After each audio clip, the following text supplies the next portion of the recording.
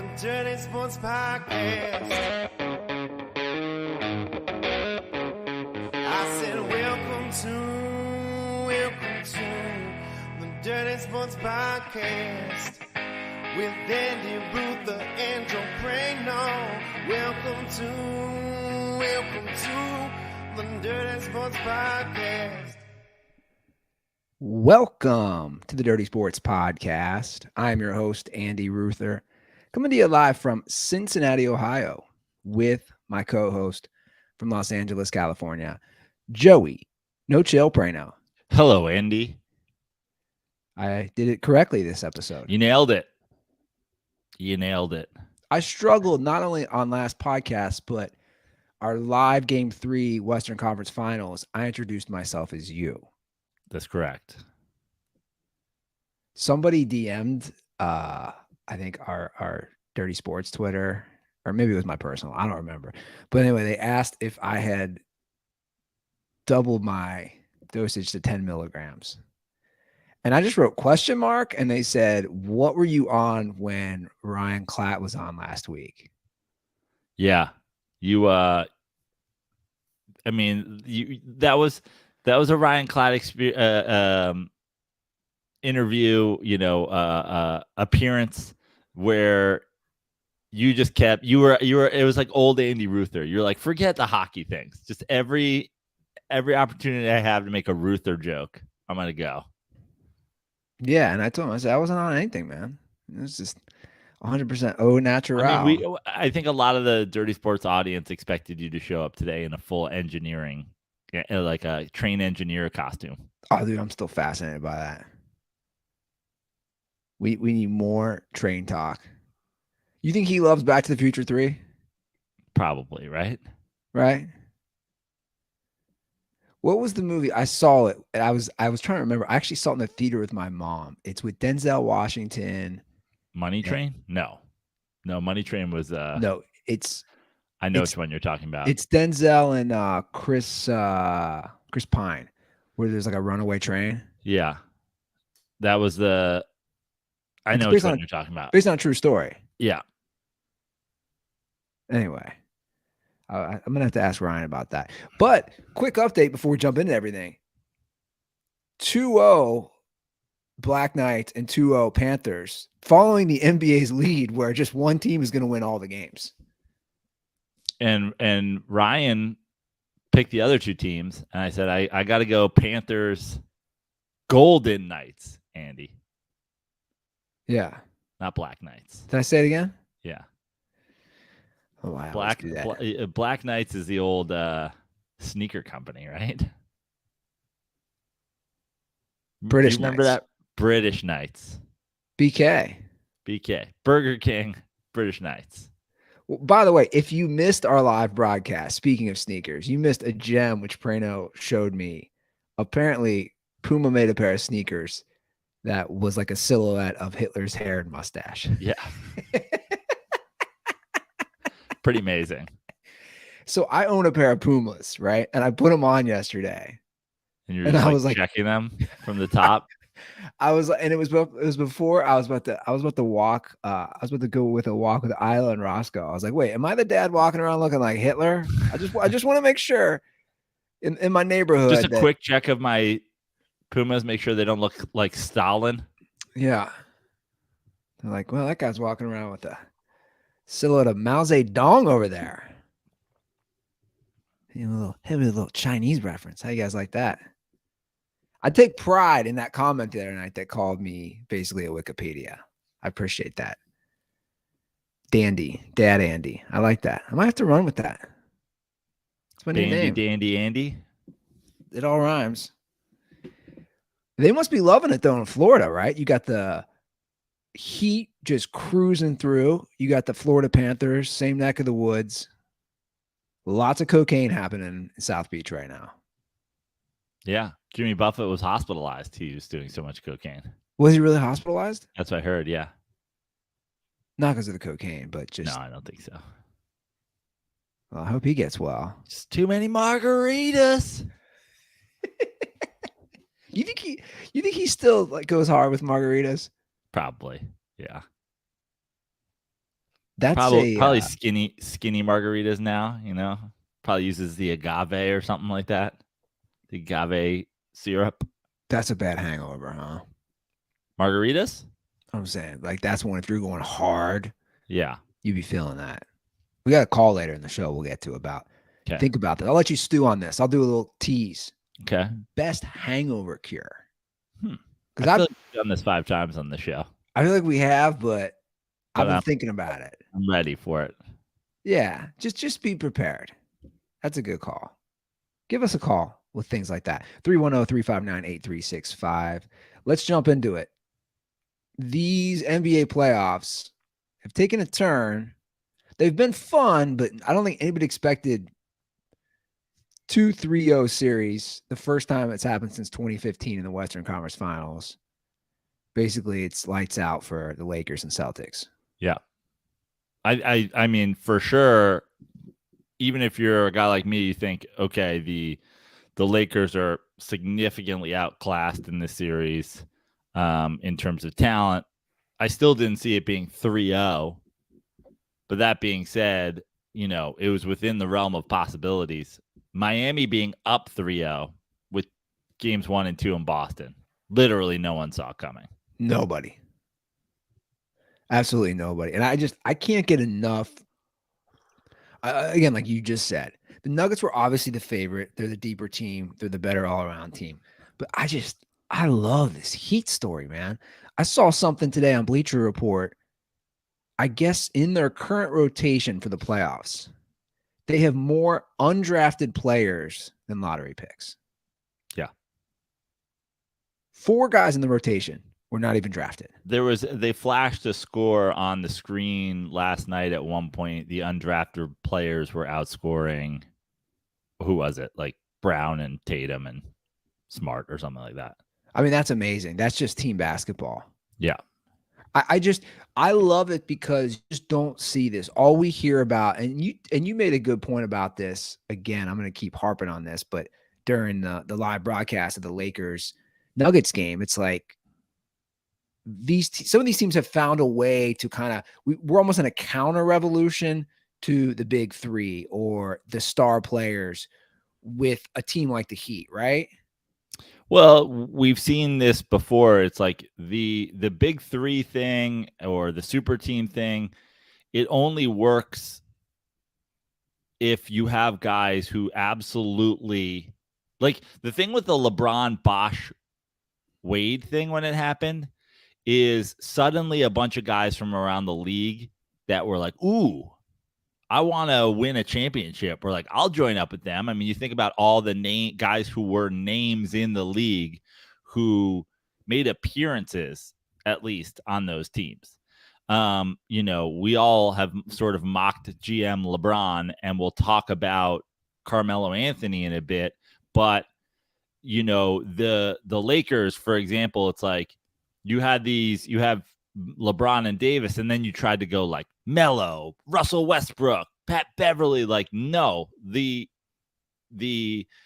thing that happened before when it was happening with those big names is you would get these like role players or great players like a Ray Allen, for example, who still very much had to have had game, as opposed to we're just going to get like washed stars on the minimum. Yeah. And what has always probably been a better plan, and we're seeing it a little bit more with obviously even this Lakers team, but far more so with the Heat, is take your good players and surround them with guys who are young and are going to provide you the same thing that those guys would, but with less ego and with younger legs and with higher potential that have something to play for in terms of like the guys on the Heat right now, or Austin Reeves or whatever. They're playing for careers.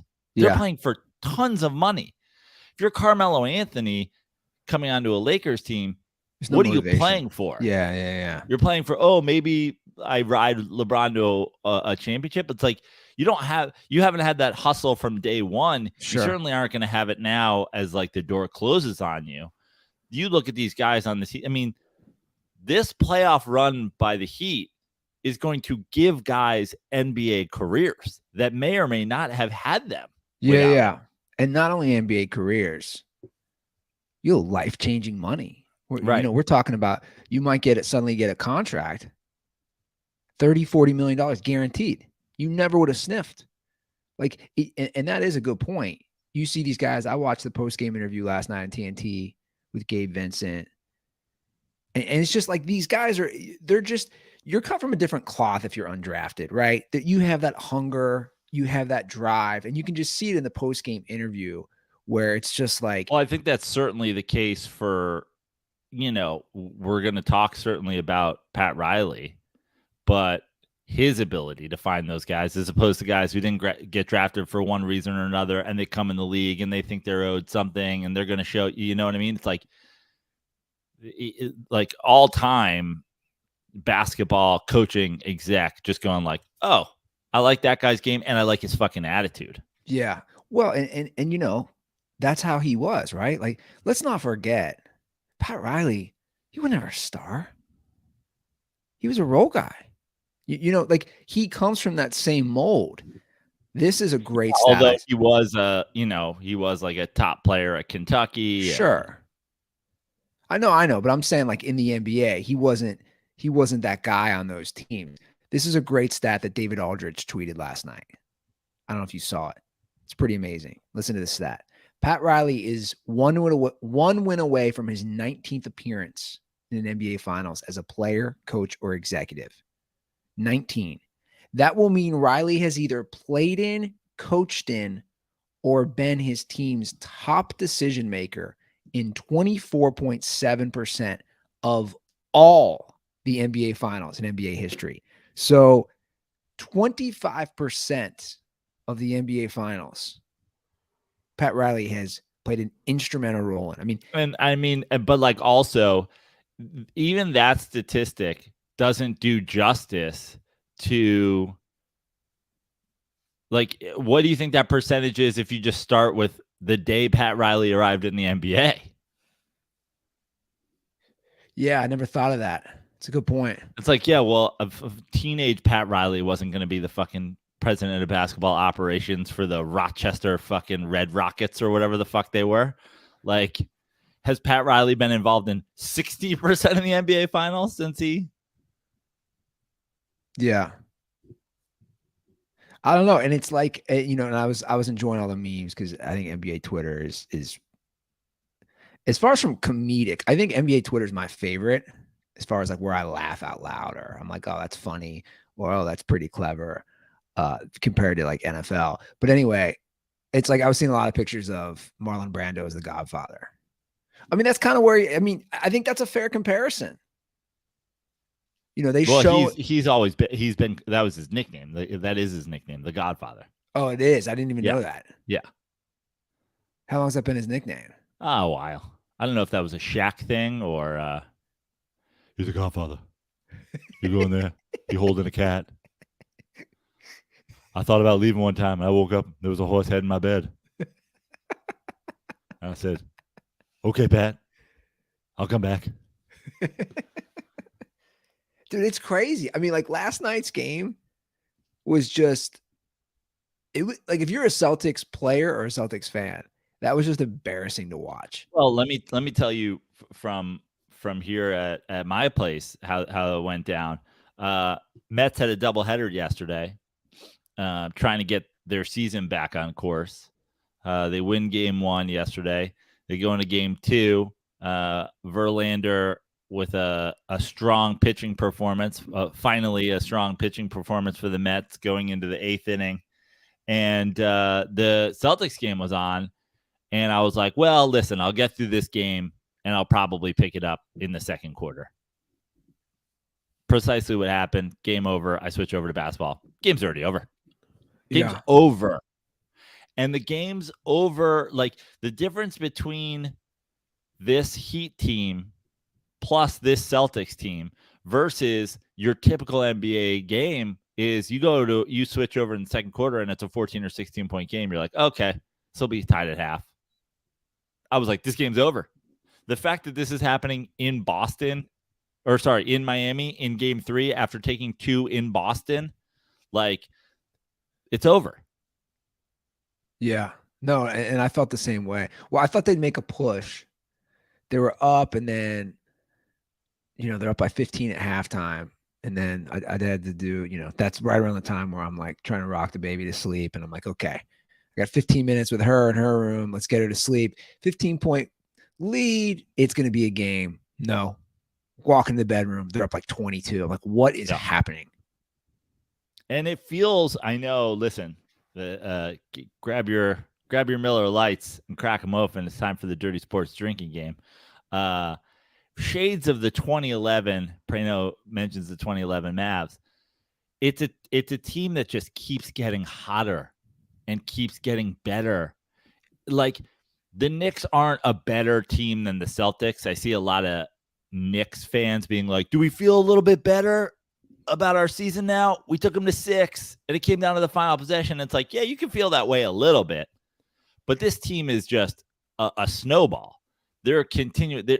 They're getting stronger from round to round. Like, the fact that they're going to, sweep probably, or at the very least beat Boston in 5 is not a matter of like, oh, the Knicks are more talented or better than Boston. It's like, no, this Heat team is just continuing to get more confident, continuing to get better. And that also combined with the fact that, the big difference, in my opinion, the Heat Knicks series was the coaching. Spoelstra just outcoached Thibodeau. And the coaching gap between him and Mazzulla is one guy's coaching NBA basketball and the other guy should be the third coach on Andy Ruther's fifth grade youth basketball team. Yeah. He should be the guy that's making sure everybody has orange slices. Like, he's getting out. I mean, the coaching job from Boston is absolutely pathetic, in my opinion. I mean, you look at even what we were talking about, switching over. I switch over to the game, and they're in the midst of a run, and the run keeps going, and I'm like, what? Like, call timeout. Do you not have them? Yeah. Did somebody tell you don't have them? Is the scoreboard broken? Are you not sure how they work? Are you not sure that you can take 2 in a couple minutes? Like, call a fucking timeout. I mean, throughout the game, I know you only have so many timeouts, but Jesus Christ. Well, not only that, I mean, I don't know if you missed the early part of the game, and he won the challenge, but even the announcers were like, Mazzulla challenged something in the first quarter. And I get, because it was points. It was called a charge, and who's their big guy? He doesn't always start for the Celtics. Anyway, why am I forgetting his name? Has like longer dreads, kind of. Also Williams, right? Yeah, Williams. So regardless, anyway, they call a charge. He makes the bucket, so the points are waved off, and he challenged it. And in my head, I'm thinking, dude, I know it's 2 points, and then if they reverse it, you're gonna get 2 points and a potential and 1. But even the announcers were saying, you're challenging this in the first quarter? Like, you could really you might need that challenge. And to me, that's just a boneheaded play by the coach. Conversely, Spoelstra, I saw this as well on him. And we talked a lot about him Saturday night during the Lakers game. These are the only coaches with 7+ conference final appearances in NBA history. It's Phil Jackson, Pat Riley, Greg Popovich, and Eric Spoelstra. And I said on our broadcast, I think he's the best coach in the NBA right now. And I can't believe I'm saying this. Like, we didn't know, maybe with the whole super team and LeBron and Wade and Bosh. I'm willing to say it right now. And I know you said, what about Pop? And I have no problem mentioning Pop, but like, I think I'm going to say Spoelstra is the best coach in the NBA. Well, I think the kind of the flowers that I want to give to Eric Spoelstra are, I just think that there's what's impressive about him, and what really makes me not even like cringe about in my takes on him in the past, but maybe in a way reinforces it, is just like he gets better and he gets better and he gets better and he gets better. And even some coaches that I love, for example, let's say Mike D'Antoni, a guy who may or may not be back in the NBA next year with everything that you have going on. It seems like you've got your philosophy, you've got your way you're going to work. You try to build a team around what you can do. You try to find guys that fit your system. Spoelstra is just constantly evolving. And I think that's where, listen, if Eric Spoelstra was the best coach in the NBA, he wouldn't have lost to the fucking 2011 Mavs, as great as that team was. Yeah.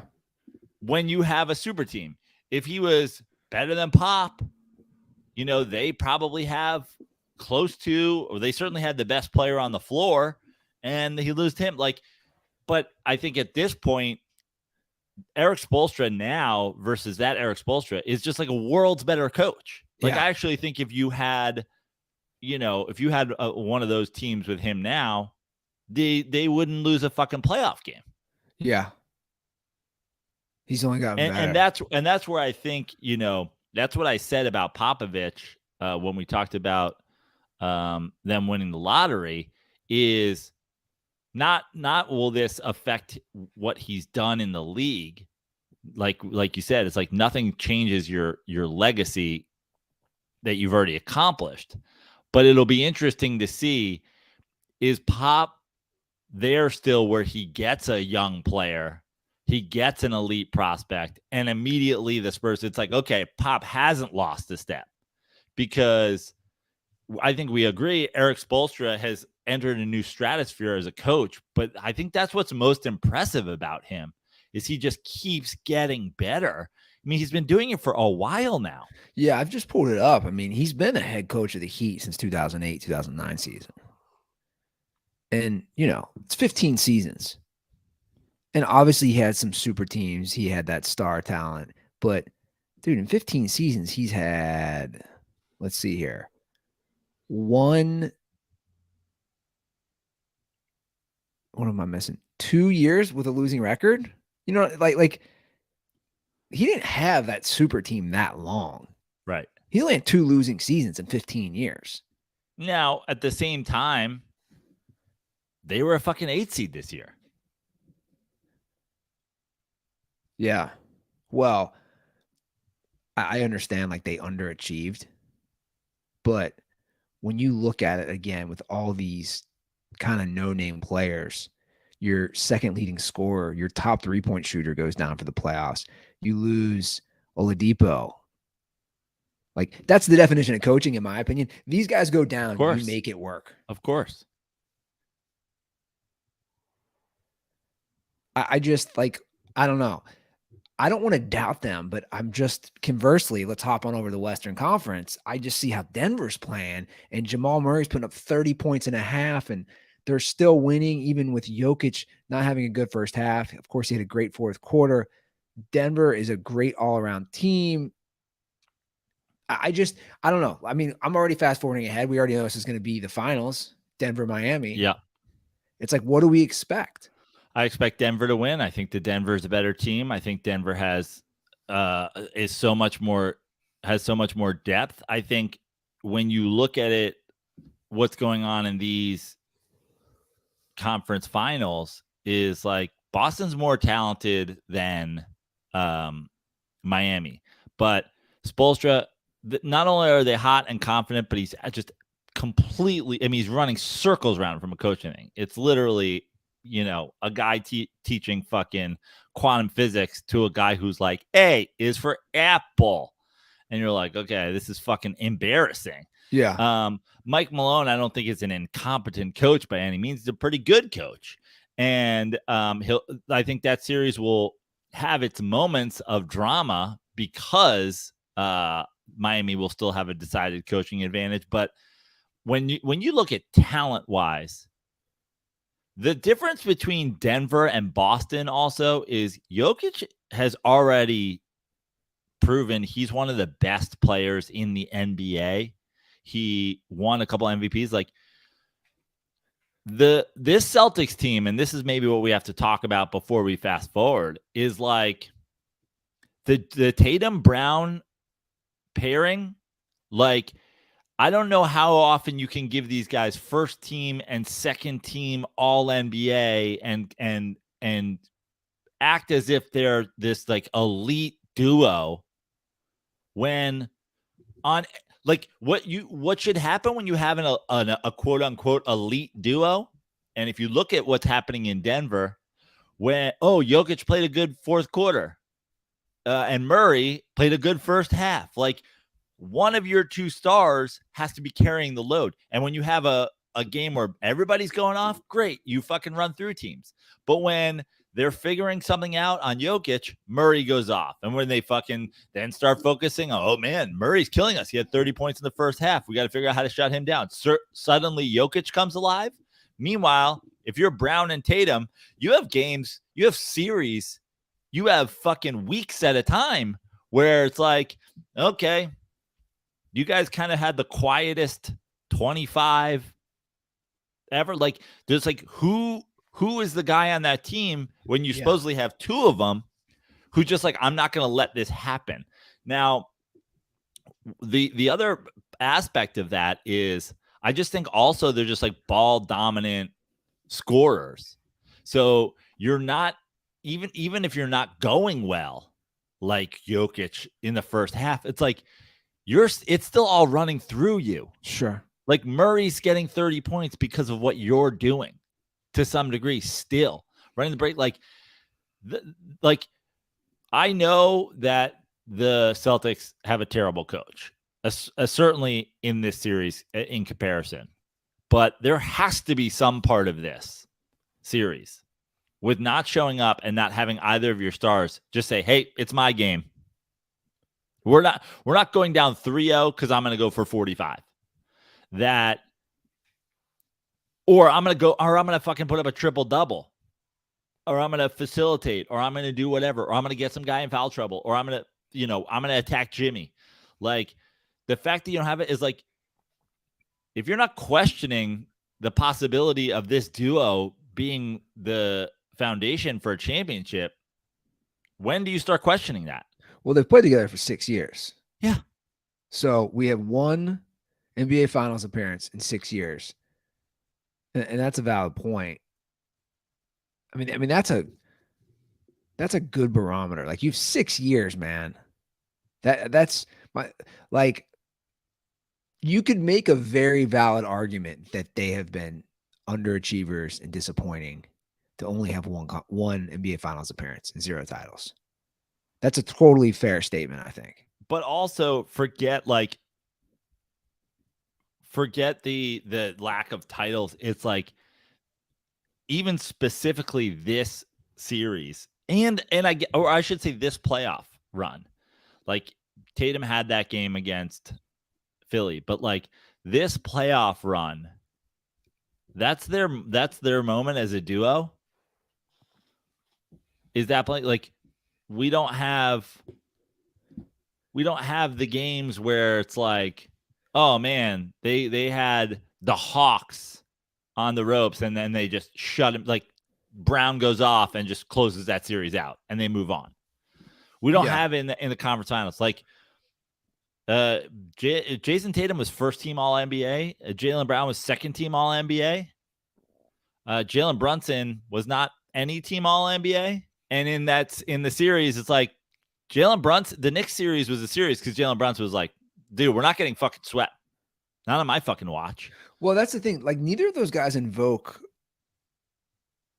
and I know I don't want to sound like the people we mock, but like, they don't, because it's not like a tangible stat or fact. It's more my opinion, but they don't invoke like the it factor. I just don't feel that way as players. Like what you're saying, if Brunson's saying, hey man, I'm not going to get swept, I just don't have that feeling with either of those players. But the thing about the two of them together is like, I don't really care about that as much as it's both of them and they both play kind of similar styles, and it's not like, again, listen, the Lakers are down 3-0 as well, right? So I hope your Miller Lights are still open. We're gonna slurp LeBron a little bit right here, but like LeBron still facilitates the game. When his team isn't playing well, he tries to figure out how to get guys going. And you can say, oh, they're fucking games. Yeah, they're the 7 seed in the Western Conference Finals. Playing a team that's, probably the most talented team top to bottom in the league. How are they even there? Yeah. I've been talking about this for 2 full rounds. Him picking his spots, him deciding when to go. Like, young LeBron, when LeBron was Jason Tatum and Jaylen Brown's age, he had all of the fucking energy to be like, fine, okay, I'm going to take over for a full quarter. Okay, now it's going to be facilitating guys. Now it's going to be getting open threes. Now it's going to be doing this. Like, they're both just great wing scorers. But that's what I'm saying, though. When I say the it factor, that's what I mean. It's you like you're saying, we're talking 2007 LeBron versus the Pistons in the Eastern Conference Finals. Same age as Tatum and Brown. They just don't have that. I don't care what anybody says. They don't have that. They don't have that Jimmy Butler in them. They don't. And I'll say this, dude, I'll take Jimmy Butler over these guys any day. And I think most people would agree, obviously, how he's playing in the playoffs and the previous playoffs. But like, to me, Butler has that. Butler scored 16 points yesterday. They literally ran them out of the gym. He scored 16 points. Everybody was getting involved. Everybody. But to me, that's the difference, I think, between like, I know Tatum has like a fucking Kobe Bryant boner and whatever. And that's always that's a detriment to him. But to me, I guess that's my thing. It's like, I'm not really concerned with it being like the alpha dog thing as much as like, how does this translate? How does either of your games translate into raising your team up? Yes. Like, I think both of them have the ability to like take over games. But so what? What about when you're not shooting well?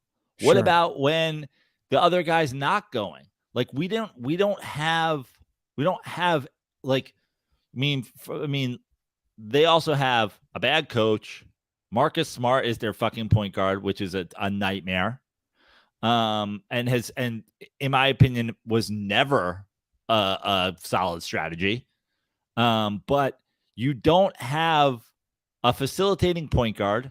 You don't have your 2 stars who can really get people going, who can have an elite 2-man game. It's just cool. I guess if Jason Tatum decides to go for 50 today, we could win. If Jaylen Brown decides to go for 35 today, we could win. Yeah.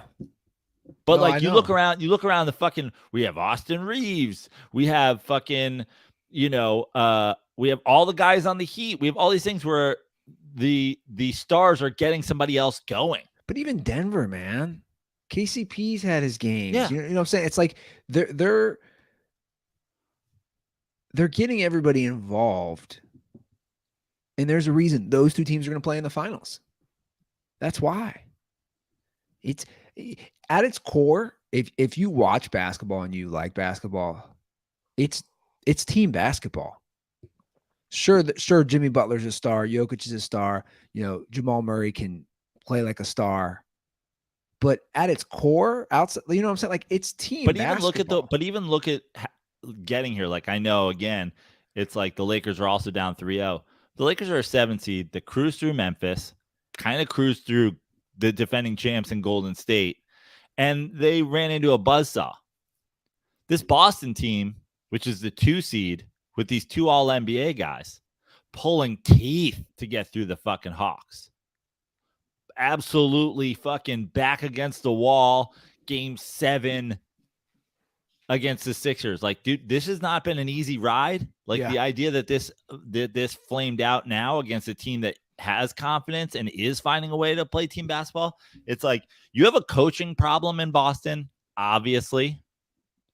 But you also have a construction problem, in my opinion.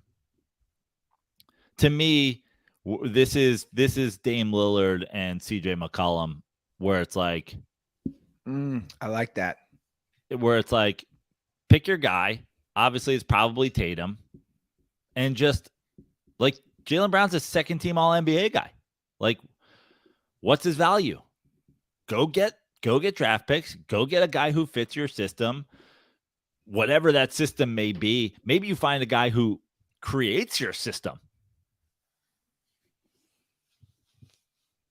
Well, again, like he's 26, I think. It is two similar styles of ball, Jaylen Brown and Jason Tatum. It's just like wing scorers that love to disappear. I just like, again, if I'm Brad Stevens, I'm saying to myself, we've done this for half a dozen years. It's not working, right? Doing it over and over again, right? The definition of insanity, expecting different results. It's at what point, like this was the year, right? They made the leap. They made it to the conference final or the NBA finals last year. This was the year you got to go back at the very least. But also, you're the 2 seed. The Bucks are the 1 seed. The Bucks get eliminated. Yeah. No, I hear you, get man. Fucking swept by the 8 seed Heat. I think they will. Jimmy Butler and friends. I think they will, and I think the Lakers win tonight, though. Well, there we go. I guess that's the end of the Lakers season. Just Andy Ruther cursed. I think the Lakers win tonight.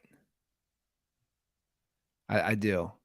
That was, now we can talk about the Lakers as well. Obviously, we've just shit all over Boston and the future of Boston and what they have to do. I mean, obviously, this Lakers team is a completely different story. Listen, I'm an unabashed LeBron stan, defender, everything. Like, to me, and I'll repeat what I always repeat. It's like, listen, there's just absolutely there's nothing about the guy, where he played, his history, whatever, that makes me anything. It's just, I just think the guy's the greatest we've ever seen, and we have to appreciate that. The idea that we're even kind of talking about the Lakers right now, we're in the conference finals. Like, and you can say, oh, Anthony Davis has been so good, and Austin Reeves and whatever. It's like, okay, how was Anthony Davis when he was a fucking Pelican? Who is Austin Reeves? How's D'Angelo Russell's fucking career going so far? It's like the Lakers are only here because LeBron James came to the Lakers. That's why the Lakers were nothing in the years prior to LeBron James arriving. It was fucking historically bad for a great franchise. But we're now at a point where it's like, what happens? Where do we go from here? Because LeBron, okay, first of all, I'm going to say this, and everybody's going to call me a fucking dick rider or whatever. LeBron, I think, is hurt. I think LeBron will probably have fucking foot ankle surgery as soon as the season's over, and everybody's going to literally pretend that LeBron James is going in for major surgery as an excuse, which I always think, like, if you think anybody's getting surgery to like cover up some shit, like, oh, they got swept, so now LeBron's going to have surgery. That's not how surgeries work. Okay. Now, I could be wrong. But to me, that seems like it's the only logical explanation for every time that anything touches his ankle, he's got to take off the full next play, and a historically bad shooting performance from him. I think it's just got to be something from the bottom up. Now, I could be wrong, and maybe he doesn't get surgery. Maybe he's just too old to play at the level that is a difference maker, which obviously would be totally reasonable. He's in year 20. Not only is he in year 20, he's in year 20 plus he had to play all the games of going to the finals 10 times. I believe they say it's an additional 3 seasons. Yeah. Plus he played in the Olympics a couple times. Like, the dude's in year fucking 25 essentially. He's your Honda Accord with 200,000 miles on it. Yeah. Yeah. Well, listen, but here's the thing. There's a lot of Honda Accords out there with 200,000 miles on it. I'd say he's your Honda Accord with 300,000 miles on it. You know, like it's unreal how much basketball LeBron James has played in or around NBA level quality for the last 20 years of life. It's essentially nonstop for 20 years. I play basketball for 20 minutes. I'm going to die. I'm like 5 years older than LeBron James. So the idea that LeBron is, essentially done is totally reasonable. But then what? What are we looking at? What becomes the rest of the Lakers? What becomes the rest of LeBron's career? I mean, I think, everybody wants to say Anthony Davis carried them or whatever. And it's like, let me ask you something. Let's just take, I don't know, some other star player in the NBA. Let's take Jaylen Brown, for example. Okay? Jaylen Brown goes to the Lakers and replaces LeBron James. LeBron James retires. You're getting a second-team All-NBA guy. He's joining Anthony Davis in LA. No Are they way. going back to the conference finals next year? I already know what you're saying. No way. They're in the conference finals next year? No way. Well, it's interesting because, he's still – look, I think this last game was the first game where I was like where it really hit me with his age. He's bricking shots. Or this series, I should say, he's missed some layups. The ball slipped out of his hand on that dunk. Like, is that going to be, it might be, is that the defining turning point where LeBron, quote unquote, got old? It might be.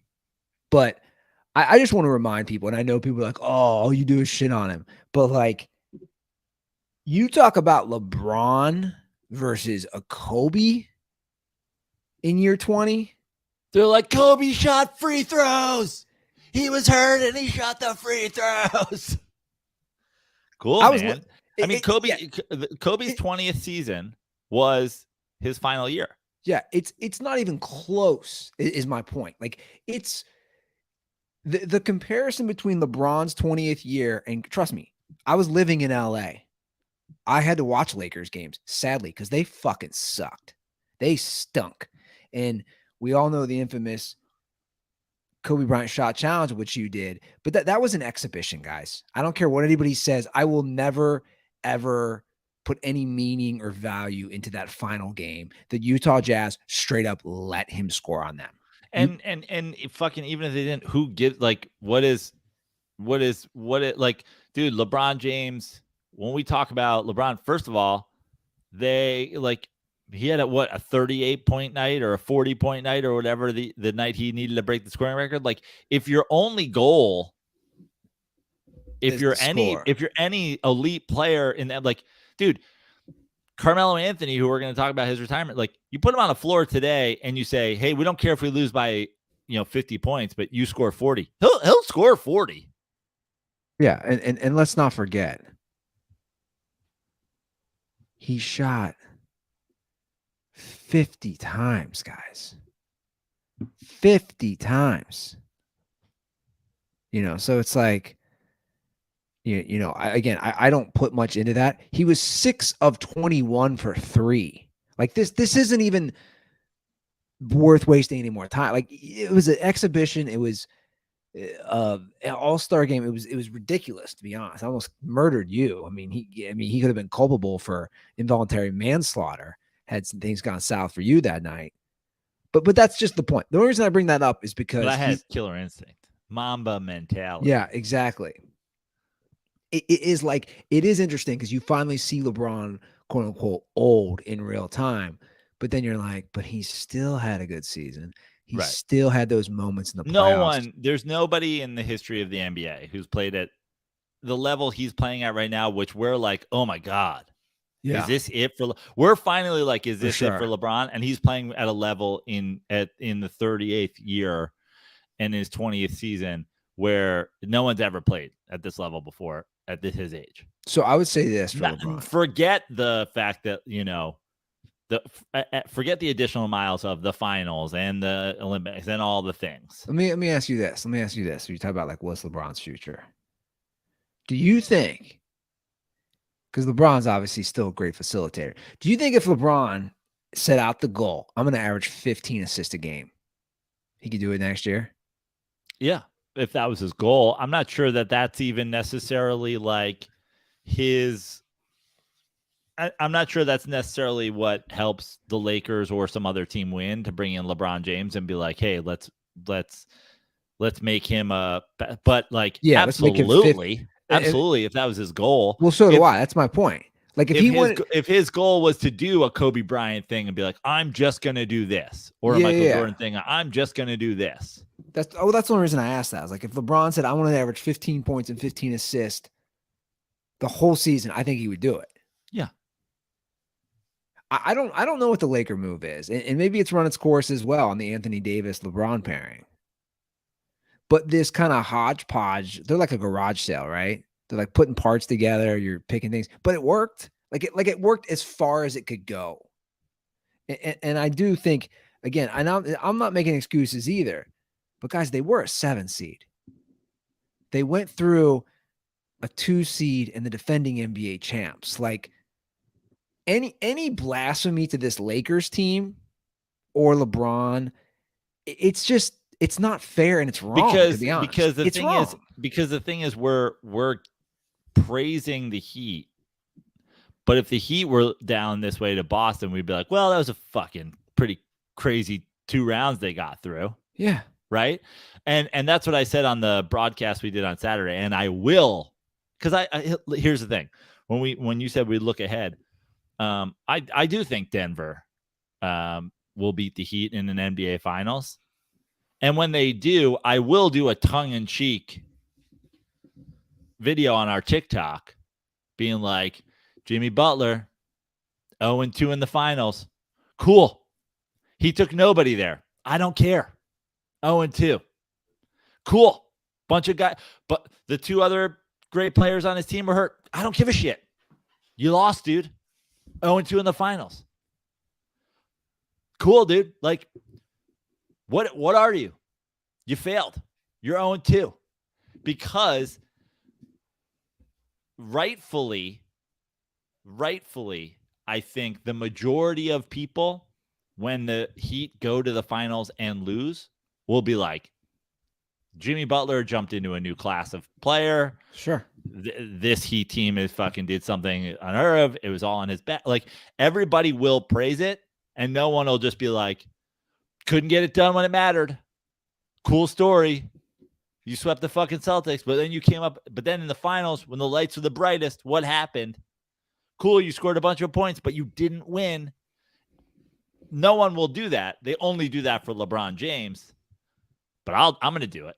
Now, I don't believe it, but I'll do it. Yeah, no, I see exactly what you're saying. So game 4 is tonight. Good time to hop on over to PrizePicks and download the app if you haven't, and pull up the game 4. I'm looking at it right now. I know Joe loves, and I do too, the combination of points, rebounds, and assists.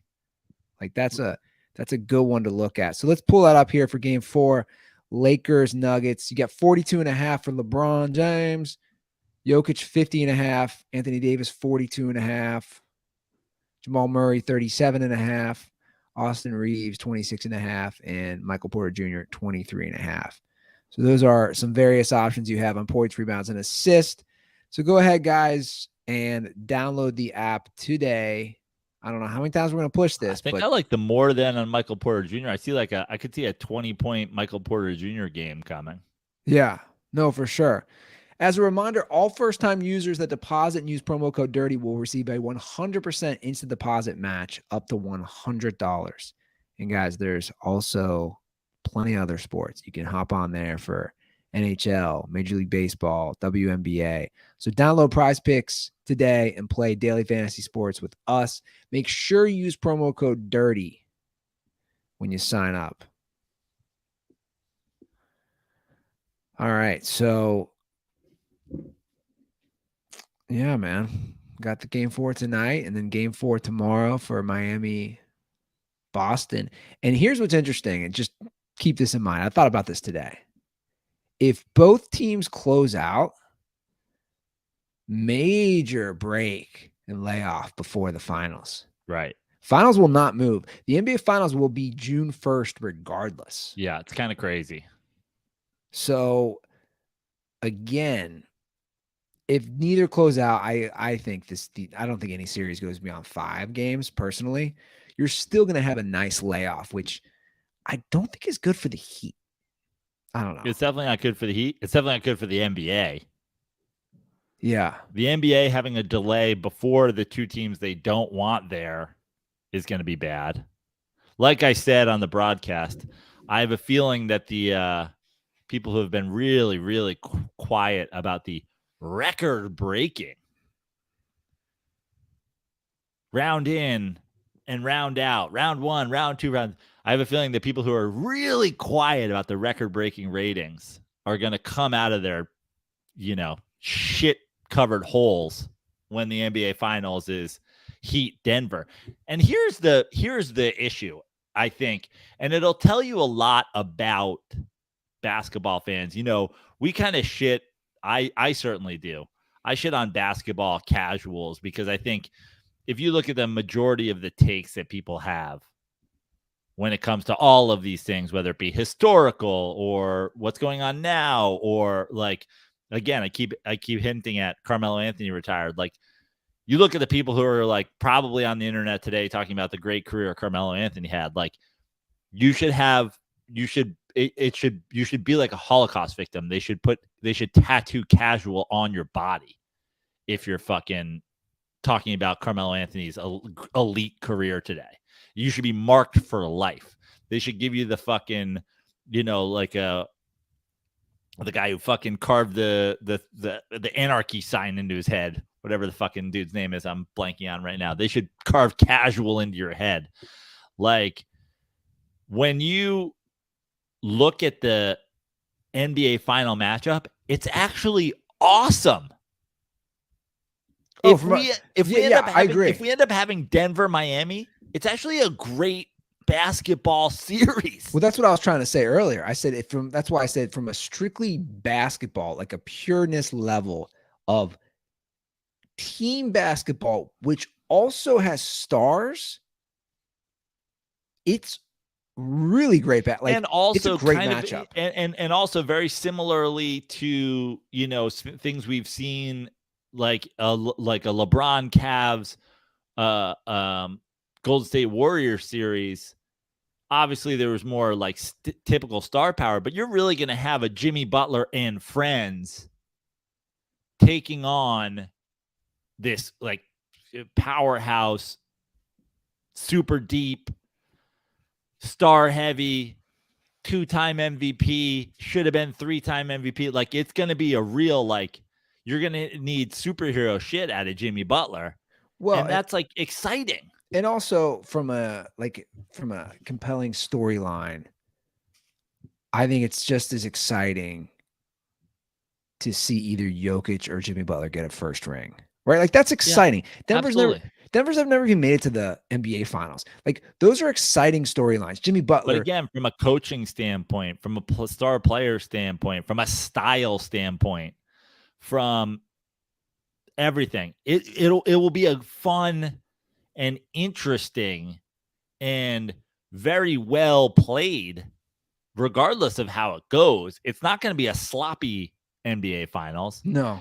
It's not going to be a ball hogging NBA Finals. It's going to be a great, well-coached, competitive NBA Finals that no one will give a shit about in the grand scheme of things, because casuals are just like, oh man, big passing big men aren't fun.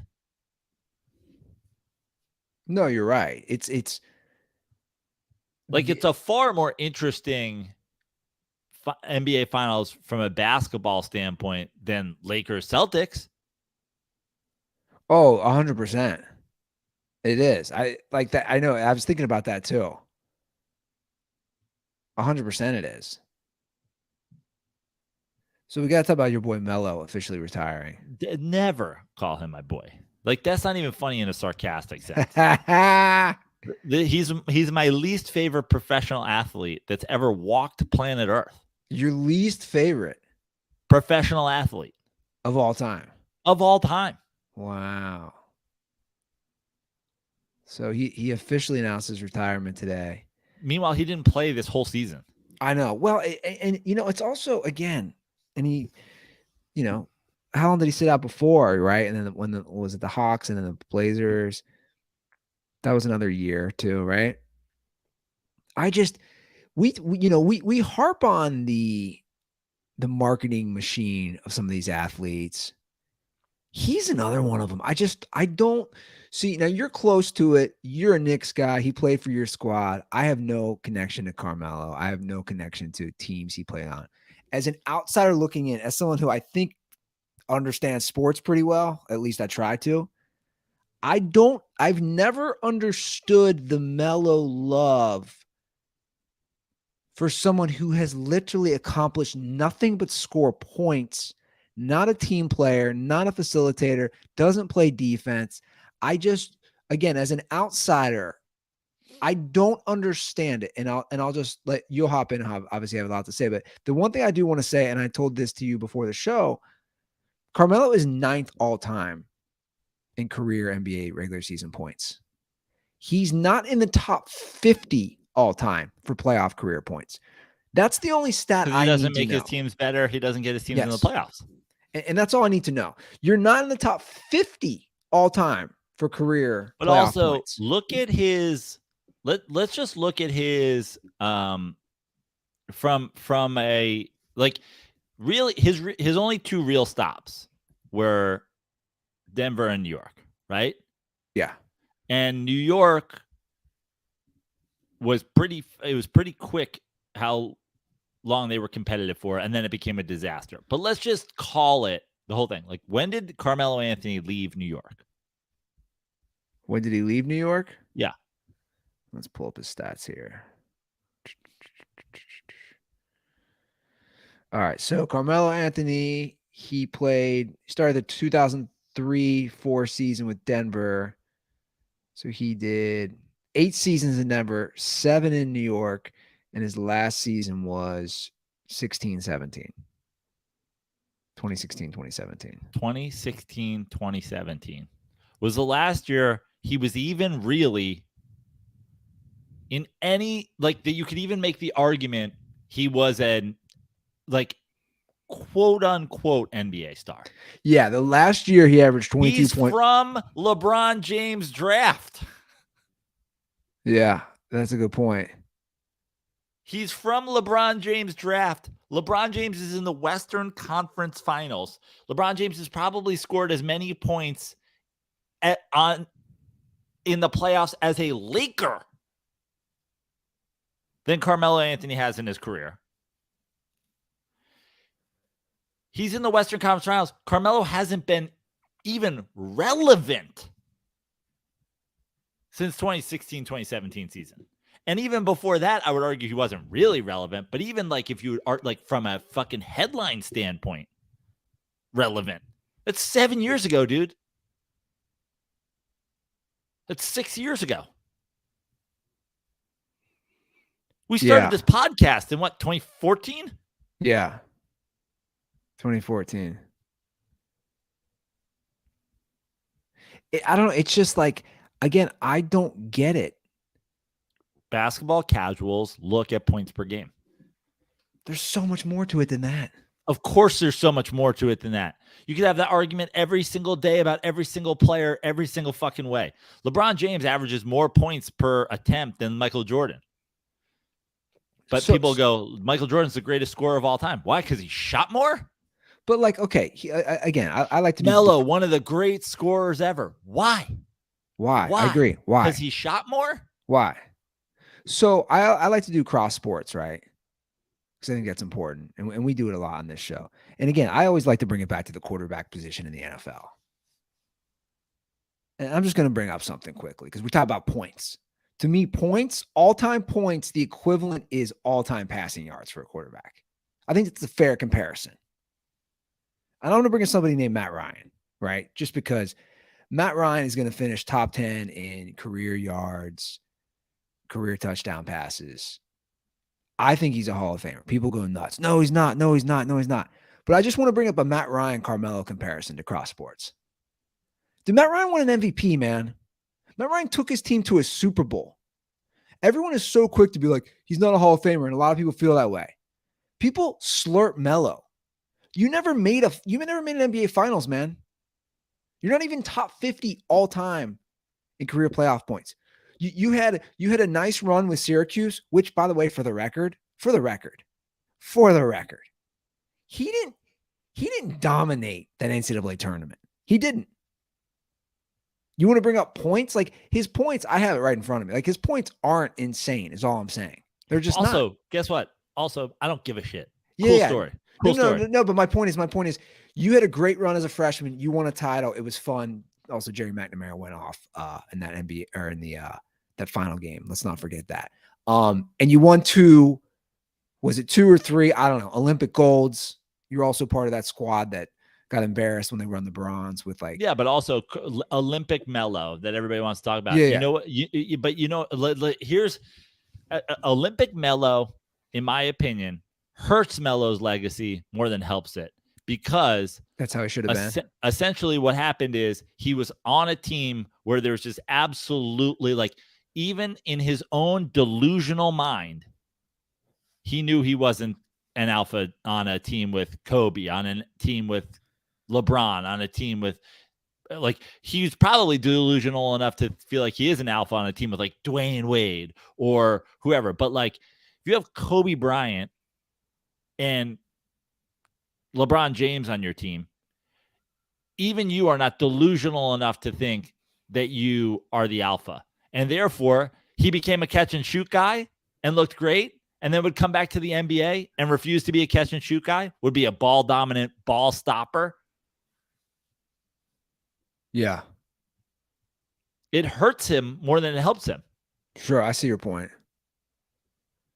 Carmelo Anthony is one of the single most overrated professional athletes in history. You're a selfish, coach-killing ball stopper that was great at driving guys to the basket or pulling up on mid-range when essentially your whole, like, Carmelo Anthony is also the poster child for how not to play modern basketball.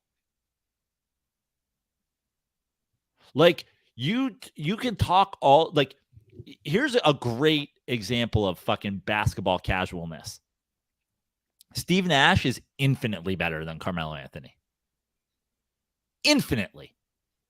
And clip this and let's put it on social media, Andy, and just let's get a trillion views while idiots underneath tell us that we're fucking casual idiot assholes. Dude, Steve Nash won 2 MVPs, made teams fucking, took teams from shit to great, was part of the way the NBA changed into what it is today.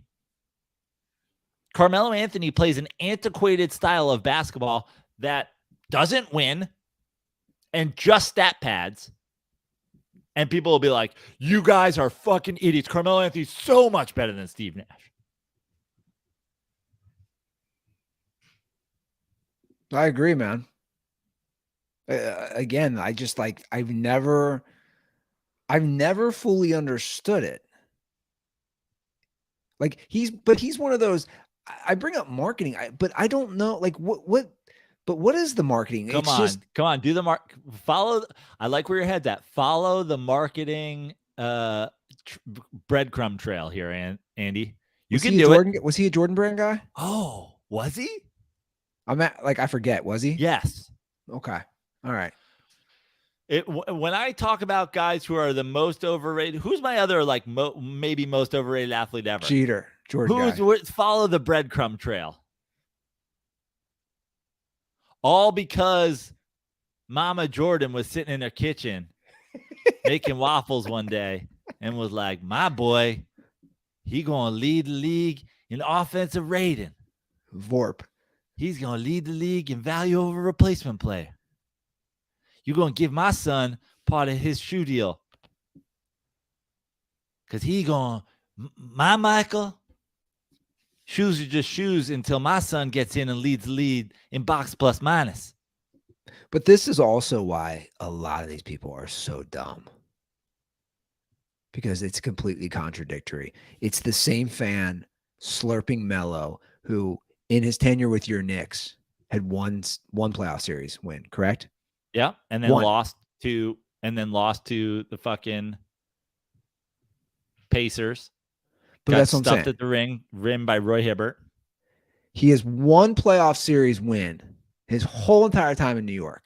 Dismantled the Nuggets.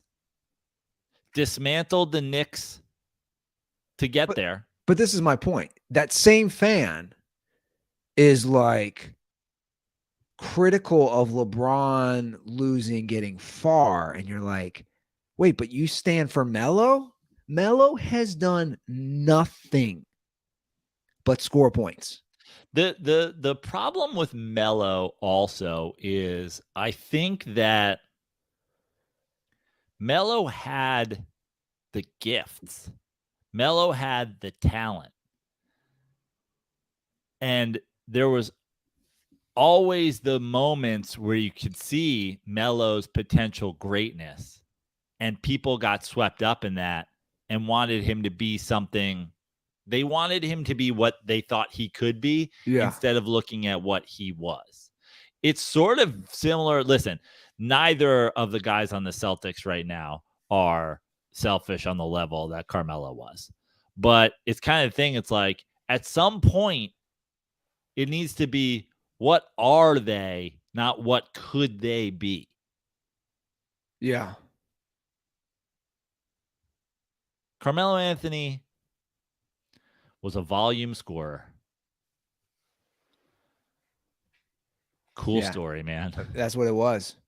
Cool fucking story. Whose teams never won a goddamn thing. He's responsible for the worst record in New York Knicks history. Ran Mike D'Antoni out of town. Gutted the roster just to come there when he could have come as a free agent fucking 2 months later.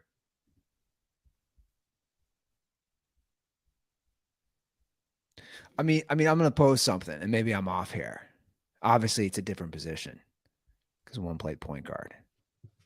What's the difference between Melo and prime Gilbert Arenas? Like, is that a fair comp? A guy who's just going to score a bunch, you ain't going to win shit. Like, to me, that's a fair comparison. Right? Mm-hmm. But that's what I'm saying. Like, nobody's putting Gilbert Arenas on a pedestal. It's just, I don't know. It's the Melo thing. I mean, if you go right now, if you look on social media, I just don't get it. But I also don't understand the players. Is it just because they were the same draft class? It's because of what Melo could have been. The bottom line is Melo was in, like, there are guys in the NBA who are like, I couldn't stop Melo. And I get that. But, like, in the context of the game, who cares? Like, I guess Melo could have been the greatest one-on-one basketball player or could have been, could have won 15 straight, Venice Beach titles in some sort of fictional white men can't jump league where you play 2-on-2 half-court basketball. Yeah, he could have been the greatest of all time because guys who have more complete games than that would have just been in the NBA. But you're a sideshow.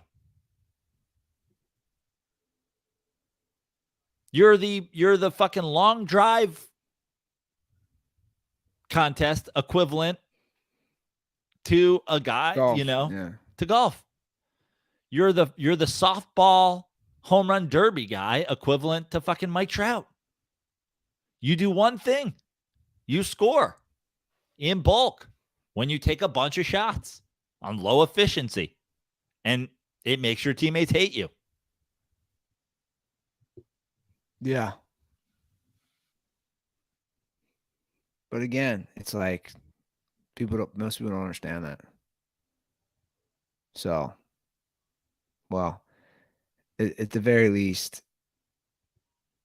you probably won't have to, I'm sure he'll be brought up again, but it seems like, with him retiring, maybe some of these arguments or discussions will probably be put to rest. Hey, at least he gave us that one GIF / video, like he was going to shoot the ball. The famous one. Is that in the Knicks game? Yeah. The fake shot. I mean, I'll just leave it at this. Like, if you put together a list of top 25 players, listen. Like, come on, he's not cracking I'll that just put list. it. I'll just put it this way. And now I'm biased, but I'll just put it this way. This is the simplest way I can put it. Are the Knicks better off as a franchise if they never trade for Carmelo Anthony? Yeah, 100%. Who else is out there? What other like elite players are out there that you can say that about? You can't. You just can't. Not for 7 years with the in squad. Their prime with the squad. 7 years. In their prime. He wasn't Barkley on the Rockets. No. He was Barkley on the Suns. Yeah. MVP Barkley. Except he didn't. Charles Barkley was on the Sixers and was an all-star and was great. And then he went to Suns and they went to the NBA Finals. And he won an MVP. What player out there was in their prime, left, went to another team? Mark Cuban didn't want to pay Steve Nash the money. He had Dirk and Steve Nash. Steve Nash left. Steve Nash won MVPs. Steve Nash would have made teams the first seed in the fucking Western Conference. Who's the prime guy who leaves? LeBron James leaves Cleveland, goes to 4 straight finals, wins 2 titles. Who's the guy out there that went to some team and made their franchise worse in the long run? Yeah. And what did they have to show for it? Going to the second round once? Well, and also the years it took to recover. Like, the Knicks are finally recovering with also a completely different style of basketball, right? And look at the teams that make the finals. It's the anti-Carmelo, man. It's team basketball. It's the anti-Carmelo. These teams that are in the finals are the anti-Carmelo. These stars, Jokic, Jimmy Butler, they're the anti-Carmelo. And that's all you need to say. I agree. Like, he is in that list. He's on the Mount Rushmore of most overrated, overhyped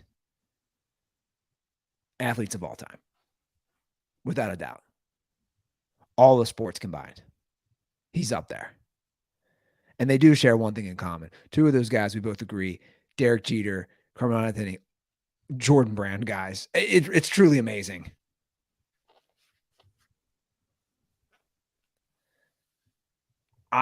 Everybody should hire their big shout out to publicist. Jason Bateman's character in Air, who's responsible for all of these motherfuckers, the head of marketing for Jordan. Brilliant though, man. Absolutely brilliant. So I want to talk not much. I know, because we're casuals. I think I saw an Instagram comment about that. Little golf. Just a quick little golf, just because we all know I love the LIV golfers performing well after all the shit talking. I don't even care about golf as we know, but I just love what was said. And these guys were all washed, and you left LIV because chasing the money, all the whole 9 yards, blah blah blah. And a lot of it was they're washed. They can't play. So Brooks Koepka yesterday wins the PGA Championship. He's a LIV guy, of course. Came in second at the Masters. Just want to say this. 3 of the top 5 finishers of the Masters were LIV guys. 3 of the top 10 at the PGA Championship were LIV guys. So that discussion is just done. I just wanted to kind of put a little. Well, listen, it was always a dumb thing to say. And again, we are golf casuals. Yeah. We are golf casuals. 100%. But it was always a dumb thing to say. Like, if you say they left because they wanted the money, that's pretty obvious. Sure, of right? course. Everybody but also people felt disrespected by the PGA. Money's easy. I'm going to go take the money. You're not going to play in these historical events anymore. First of all, I'm playing in the PGA Championship. I'm playing in the Masters. I'm playing in these things. So I get to do a lot of them. But the idea that, and this was always ridiculous, you're not going to have the level of competition. Dude, golf, you don't compete against anybody. You compete against the course and you compete against yourself. Tiger Woods isn't playing goalie on the hole when you're putting for birdie. Rory McIlroy is not like trying to fucking, cross-check you when you're in a bunker. The competition is you and the course. And now you could say, oh, they're not going to be as mentally sharp because they're playing less rounds per turn. Okay, well, that's clearly proving not to be true. And it was kind of a ridiculous thing to say. Also, it remains dumb that people are like standing the PGA. Like, why? Yeah. It's the fucking, we talk about all this in politics and like all the fucking thing, but it's like the respect the cops and the government. Like if you're sucking the PGA's dick, you're a bootlicker. Like these guys left because the PGA, they don't feel like the PGA gives them enough money. So you're in favor of like the big conglomerates, like fucking not sharing with the players. Well, here's something interesting. I try to read enough about it because I don't follow, like we're saying, we're casuals. But like, here's something I guess I never even thought of. Like I was reading about Brooks Koepka and The Athletic, and they're saying he never cared, which kind of makes me wonder about the other guys too. They said he never cared. He only cared about the majors, or he only cares. They're like, Brooks Koepka never cared about winning the random tournament in Hilton Head. Like all he cares about is the 4 majors. And he can still play in those as of now. So it's like, why this again? The standing for the PGA, and that's how I would be. You don't list the other ones. Nobody gives a shit about winning the random ones. The same way with tennis. It was always golf fans telling on themselves, where it's like what they were hurt about was that the competition wouldn't be as good in the tournaments they like. They want to follow the PGA. They want the PGA to be great. They didn't like that it was getting split up into 2 things. Well, like, sorry, but these guys are going to fucking get money. And that's fine. Yeah. Oh, you don't care about the competition. Like, dude, people go out and golf every day. When here's the thing. If you're scoring 25 points a game at Venice Beach, like we talked about Carmelo Anthony could do, it doesn't mean anything, right? Yeah. If you're scoring 25 points in the NBA, it means something. If I go play from the tips at Winged Foot, if I go play from the tees where they're going to play the US Open at Winged Foot and I shoot the course record, it's my fucking course record. It's my record. Yeah. The course record at fucking Edgewood and Tahoe, where I went, is some fucking is one of the guys that played the Pro-Am. It's like fucking Marty Bird or something like that. I mean, in Koepka now, he's got 5 majors. So, like, again, everything I read is like, dude, now you've established yourself as like an all-timer. Like, that's a small list, above you who've won more. So, it puts to bed a lot of these dumb things that were said. But it was never legit. It was just people being upset that their favorite thing was changing.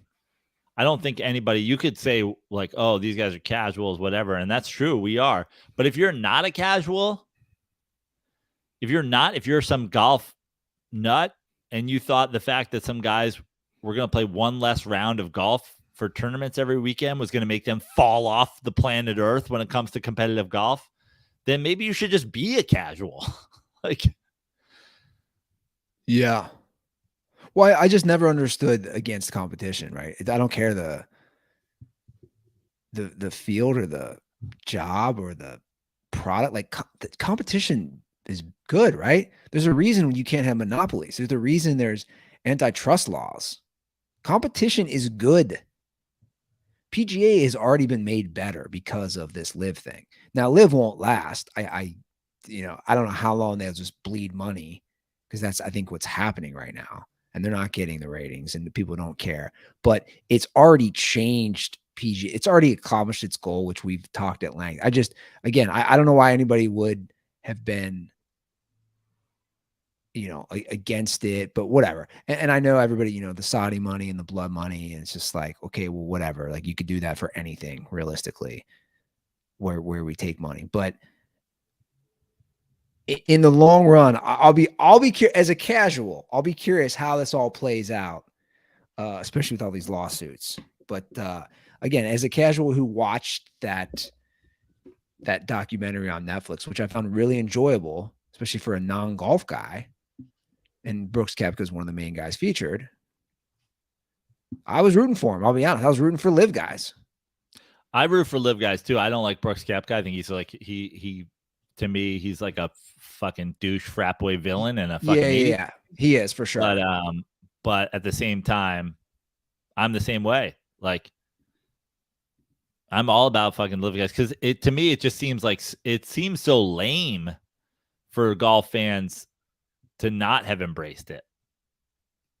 Yeah, I don't get it. But it's old head shit. No, for sure. It is.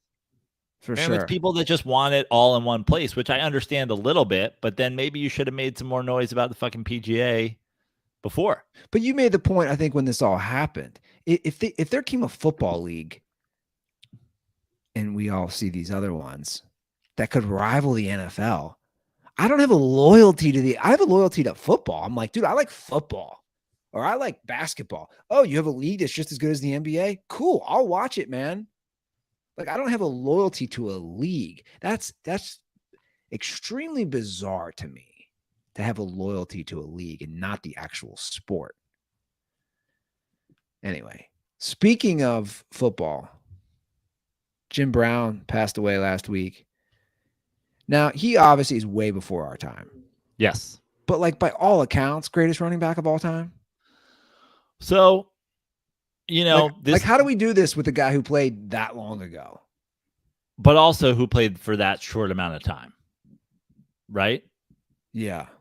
Like, to me, and this is something that's now become a topic of conversation when it's in regards to Jordan and LeBron, when it's in regards to this, when it's in regards to that. But it's like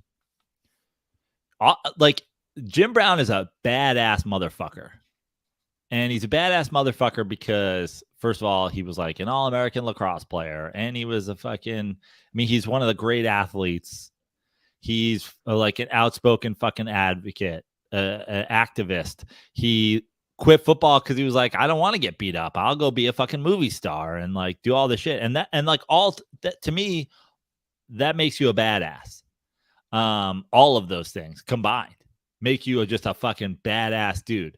But also, you average 106 yards a game in a very run heavy league, but you did it for a short window, you know? Like, I know we always talk about like longevity stats versus, I mean, he has the most rushing yards per game, which we never talk about. We always talk about points per game in basketball, but we never talk about rushing yards per game, receiving yards per game, home runs per game. We talk about who's the all-time leaders and things. And the reason is, I think, again, if you talk about running, like, I'm not a runner, Andy. You know, you're a runner. I think if you and I ran 10 miles, you'd probably beat me by miles. You'd probably beat me by miles. But if we had a 100-yard dash, even with a knee injury, even not being a runner, just being 6'4", just fucking giving it all I got for 10 seconds, I might take you. And the thing is like, I think that there has to be that balance of, yeah, man, you fucking went all out for how many years did he play? 7 years or something like that? 8. 8 years? You went all out for 8 years, but it's like, I don't know. To me, the best running back of all time. 9, actually. 9. Yeah. He's in the conversation. He's in the conversation. I mean, the greatest I've ever seen is Barry Sanders. I mean, listen, there's some part of me where it's like, the best I've ever seen is LaDainian Tomlinson. Like, I mean, when you talk about guys who did like the whole thing and all, like, because the thing is, Barry Sanders, how long did he last? He had 10 years. I'm noticing a trend here. It's all Cleveland, Detroit. It's just like these cities just break you. Yeah. You're like, I'm killing myself for them, but also I got to live here. I mean, seriously. He was like, I'm moving to LA today. Yeah, I'm going to be an actor today next to the beach. And listen, I mean, he's certainly one of the greatest running backs of all time. I would argue he's one of the greatest football players of all time. And I actually applaud him. I think it's, you know, we talk on Dirty Slides all the time about dudes. Like, he's a fucking dude. Like, when you talk about just like dude quotient, he's probably fucking, you know, top 5 all time. He was just like, I dominate, I leave, I go do my other fucking thing. And you got to applaud that. Like, football wasn't his whole goddamn life. But at the same time, if we're going to judge people and be like, who's the best running back of all time? I don't know. Maybe somebody who was like, I'll do it forever. Yeah. No, I know. It's that's the go-to, by the way, for Browns fans. I love claiming the Jim Brown championships. Oh, did they win a couple of championships when Jim Brown was there? Yeah, I mean, this is pre-Super Bowl. Yeah. But I love, like, that's the Browns, like, claim to fame. Browns fans will be like, yeah, fucking Jim Brown. I'm like, dude, if I'm watching your highlights in black and white, yeah, like, this doesn't count. And really, it's just white and Jim Brown. If I'm watching your highlights in Jim Brown and white, yeah, that's a good point. Like, if I see the orange on the Browns helmet in Technicolor, like it's the fucking Wizard of Oz, where they've colored the helmets in after the fact, your championships don't count. Oh my God, that's funny. You want to get to a couple calls? Sure. 310-359-8365 is the hotline. Give us a ring. So I alluded to this one earlier in the show. We'll start with this. What's up, guys? It's Joe, Oregon State DirtBall, turned Tucson, Arizona DirtBall, currently Issaquah, Washington DirtBall. And I'm just calling to ask, what is your guys' go-to hangover cure? Andy, I know you've been out of the game for a long time. Joe, I'm just wondering, what is the best way that you guys would use to pull yourselves out of a hole? Thank you. Love the show. And sincerely, a guy that's familiar with the business end of a Miller Lite. Toodles. Toodles, love it. I'll start. I love Joe, by the way. Joe, you sent me something. You sent a request for something. I sent it back.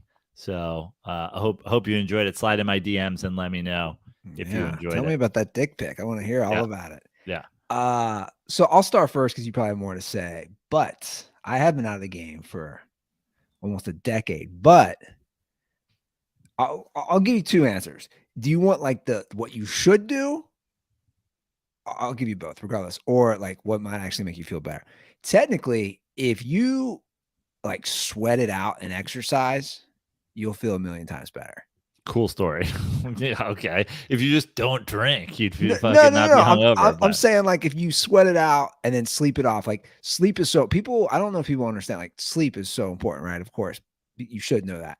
Like sleep it off the next day because you're not getting the technical good sleep when you're drunk. This is at least what they say. Go to for me back in the day would definitely be fatty food. Again, what you shouldn't do, like a greasy sandwich, greasy burger, pizza. And also, man, get you some sex, bro. Like next day, hangover sex is the best. And then you go right back to sleep. Maybe have a pizza in bed. I don't know, with the sex. That's the move, dude. You need to get sex, some greasy food, and some sleep. If you can't have sex, open that computer and go to Pound Town, man. Handle your biz.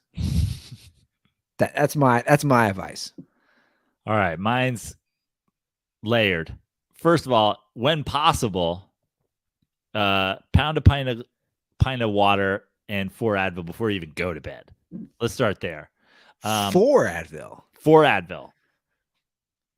Now, your liver's already in a terrible state because you've been drinking. But for you young people, 4 Advil and a pint of water. And you don't go more, like everybody goes, oh, yeah, hydrate. Here's the problem with hydrating too much before you go to bed.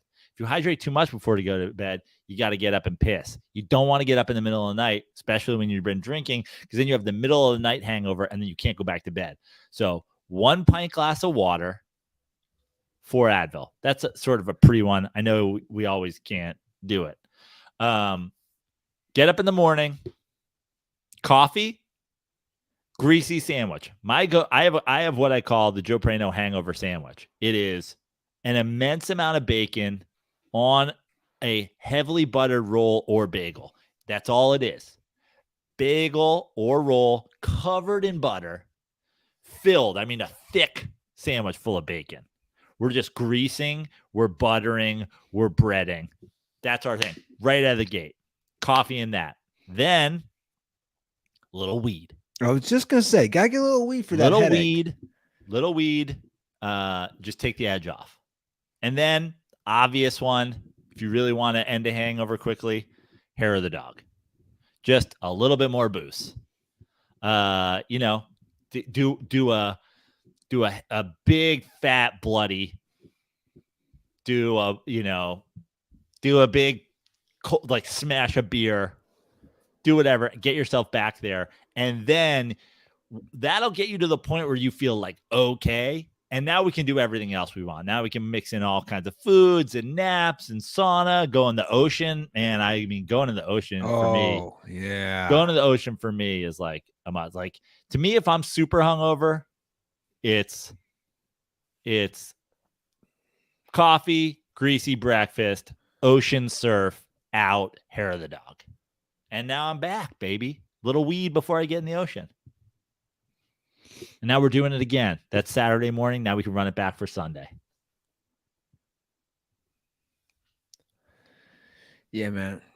Try to get laid though. I'm telling you. But if you're not by an ocean, a cold plunge, a sauna, that kind of thing, whatever. That's why I was saying sweat it out.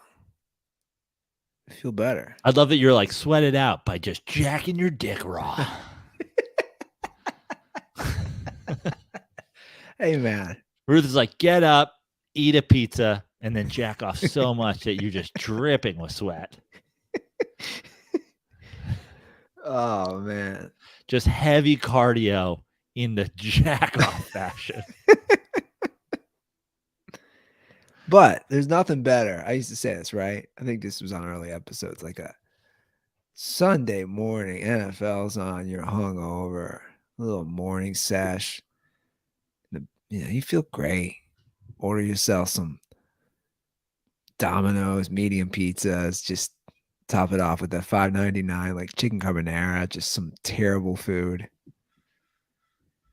All right. Another non-sports one. This one's for you. John, Salt Lake City here. I've started rewatching Seinfeld from first episode through on. I've seen a handful over the years, but never watched it through. And I can't stop thinking about if Kramer and John Prano are the same person. Wondering what Joe has to say about that. Are there similarities? Are there differences? Am I way off? I don't know, but from the stories I hear from Prano, I keep thinking of his older brother. So curious what Joe has to say about that. Stay dirty. That's a great question, and I'll let you know that me and my friends have been saying this since 1995. We have talked about John being Kramer. Like John is like if Seinfeld was an a premium HBO show, and every one of Kramer's little scams could be highly illegal, he would be my brother. But since 1995, we've said we used to make fun of my brother for being like Kramer in that if you watch Seinfeld, he always talks about his friend Bob Sacamano. Bob Sacamano is like, oh, Bob Sacamano came into a bunch of hats. So me and Bob Sacamano, we're going to sell these hats. Like, I think the truth is John is Bob Sacamano in reality. But also John was always the same way. He'd always have a guy. He'd always be like, oh, my friend Tim just found a box of scratch off lotto tickets. It's got like 1,000 of them. And I'm like, you're going to scratch them all off and see if you want. He's like, no, we're going to sell them for fucking $3 each.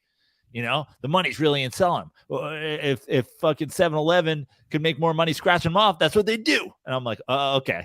You just found a box of scratch off lotto tickets and now you're scam. Like he called me recently. He was like, hey, dude, you got to take a ride to Oxnard with me. And I was like, why? He's like, I bought a storage unit. I go, you mean you're renting a storage unit? He's like, no, I bought one. A sight unseen. You can buy all the contents for like $150.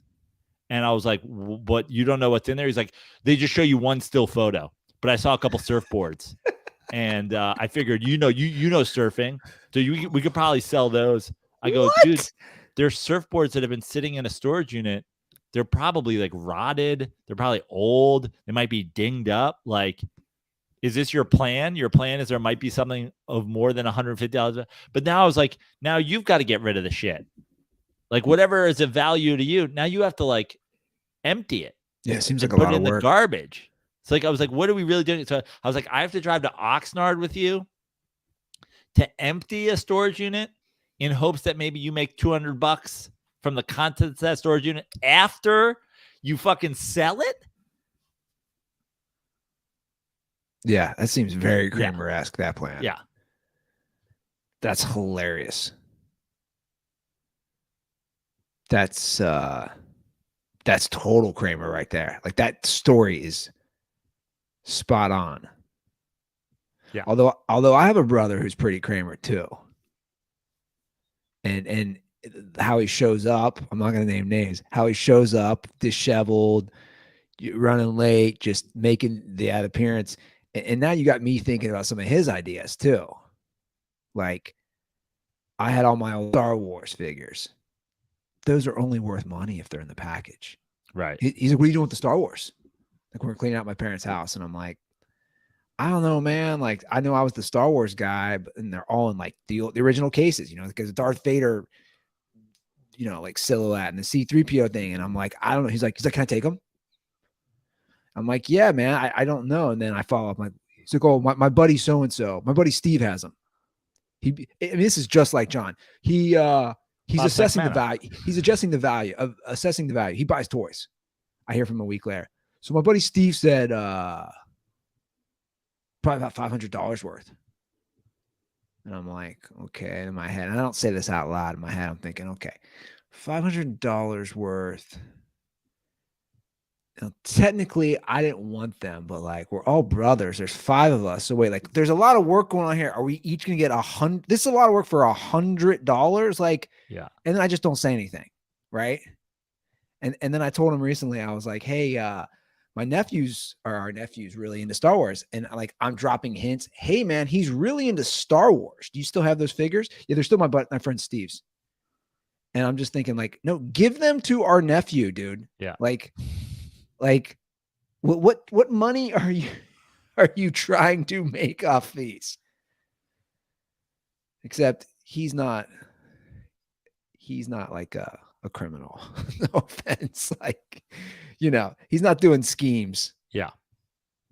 But that's funny, man. Now I got to go back and watch Seinfeld. But the difference between is like, if he didn't have a job, he'd probably just go like, I'm going to take those Star Wars and I'll sell them for $500. And then I'll be able to go out and go have a fucking beer or whatever. Yeah, no, for sure. Which essentially was my brother for a very long time. Now he's got a proper job, but. So do you have any update on the storage unit?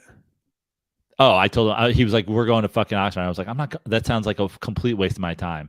And then the next day he's like, yeah, it's fine. I just fucking didn't go. It's like, I was like, he wants you to go with it. Like he thinks this can be a fun day. And I'm like, this can be a horrible day. Like, you think on my day off, I want to go like empty a storage unit? Like, so I think the last time I hung with your brother, you were where were you performing? It's the last time I was in town. I forget where you were performing. You were in Orange County, maybe one of the improvs down there. Oh, we went to Brea Improv. Yeah. I mean, sitting at a dinner table, watching a comedy show with your brother, that's the entertainment. It's like he doesn't know how to behave. And then he would just look at me and he started making his own jokes. And you're like, yeah, man, like. But he's the kind of guy that would go to the Brea Improv and they'd have a thing on the table and it was like, sign up here for like 2 free tickets. And he's like, okay. So I have 75 email addresses. If we go on right now and we fill out this 75 email address and we get 75 tickets and then we buy a show, we could sell them. Like we wait until like Rogan's here or something like that. And we sell them all online. And you're like, dude, this sounds like a real waste of my time. My just favorite, get the tickets and go to the show. No. But there's like an angle here. My favorite memory is still at that Mets Giants game. Your brother debating for an entire 9-inning game what would happen if he stood on top of the dugout. Bro, security take you right out. Yeah. And then debating if he could somehow get in the Mets dugout. Yeah. Like, no, dude. And the thing with he's always that guy too. Like if you go somewhere and there's like a thing that's set up, like if you go to we went to the Breeders' Cup one year, like a horse race. Sure. And he saw an area that was like VIP. He had to get it. He had to. And I was like, John, do you know what's in there? I was like, shitty Santa Anita track buffet. Like, I'll buy you a beer. He's like, the beers in there are free. And look, they got like fucking meatballs. I go, those meatballs look disgusting. They got meatballs. Those meatballs look like they're the horse they euthanized. Oh, we gotta get it. We gotta get in. Constantly trying to sneak in the fucking VIP areas. And one time we went to Shea Stadium back in the day when the Mets were playing, and we took like a wrong turn and ended up like down a tunnel and essentially walked into the Mets bullpen. And it was like the greatest thing ever happened to my brother. He doesn't even care about sports, but he was just like, oh, we're someplace we shouldn't be. He like got fucking a boner. He's like, we're not supposed to be here. This is amazing. And he'll still talk about it. Like if you hang out with John for a while, he'll be like, remember that time we just fucking walked into the bullpen? Just like walked in. That's hilarious. Yeah, dude, we went the wrong way and we were immediately escorted out by security. He's like, we could have fucking killed a bullpen guy if we wanted to. Yeah, that'd be murder. Dude, he's unreal. I like these type of questions. Give us a ring, 310-359-8365. That is our hotline. Follow us on social at The Dirty Sports. I'm going to have to pull some mellow stuff for sure. I am going on the road to do some shows. 1 week from today, I'll be in Vegas, Comedy Cellar at the Rio in Las Vegas. Next Monday through next Sunday. That's May 29th to the 4th. The 5th, I come back to LA. The 6th, I fly to New York for my show at New York Comedy Club Stamford. That's New York Comedy Club in Stamford, Connecticut on June 7th. So as I've been seeing a lot of messages and a lot of tweets and a lot of Instagram DMs about people that are coming from distances, and I appreciate that. It is going to be worth it. If you're in Jersey, if you're in Connecticut, if you're in the city even, yeah, will I be down in the city doing shows that whole trip? Of course I will. But I'll be at the stand and the cellar running some new stuff and doing the whole thing. June 7th, Stanford, New York Comedy Club, doing 45 minutes, doing an hour, having some of my friends on, going to McDuff's for after party. Come check that out. And then just keep your eye on my schedule. More shows to come in and around New York. I'll be back in August doing Atlantic City, adding a bunch of stuff to the lineup coming soon. I'm back in Ventura when I get back here in June. So just go to joeprano.com for all shows and at Joe Prano on all social media. And subscribe to my Substack if you want. It's free. Cool. All right, guys. That's our show. Thank you for watching. Thank you for listening. Much love to everybody. We'll be back on Thursday. Have a great week. And as always, stay dirty.